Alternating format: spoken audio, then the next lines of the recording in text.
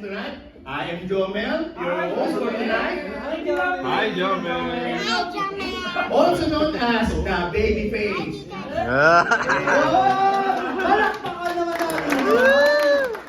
But now, when we call your men's lifeline, can you stand up?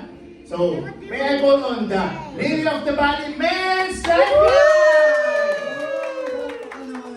Thank you. And Charo! Siyempre, my lifeline, Seller of Lemon!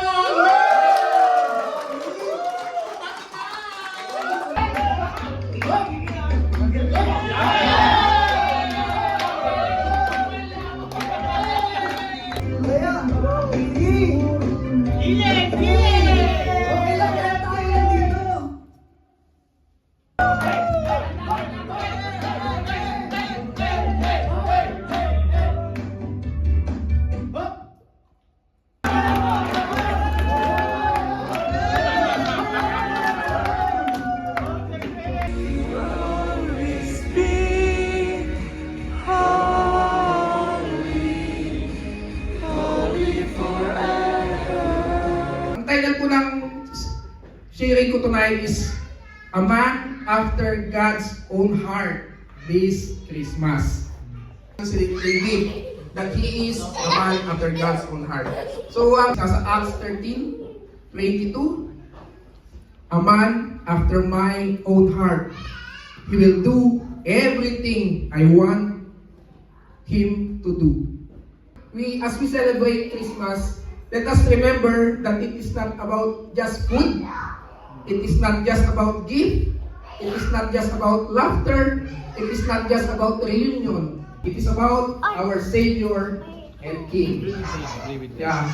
Heavenly Father, truly you are gracious, Lord God, beyond our understanding, Lord God. Thank you, Lord God, that up until this very moment, Lord God, you never get tired of pursuing us each and every day, Lord God. And Lord, in the midst of our circumstances, in the midst of our busyness this season, Lord God, we take this moment, Lord God, to remember why we celebrate Christmas, and that is all about, and not about anything else, but all about the greatest gift ever given, your Son, Jesus Christ.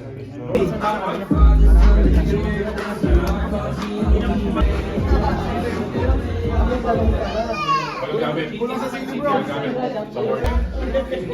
So good, ha? Ikaw, pasikan ulit. Ano? Anduha pa lang nito. Pwede mo. Wala. Left, right, Wala pa. activity. Because Joseph kept turning left, right on their way. Joseph and Mary. Joseph, you know the right way. I know where I am going.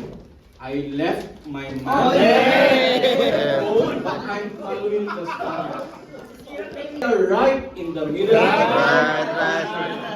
Right. Whoever left that gate open, the bird came running right into a haystack because he wasn't watching where he was going. He is left behind. The third said, wait, is this the right star or the left star? Christmas isn't about getting the right gift. No, it's not.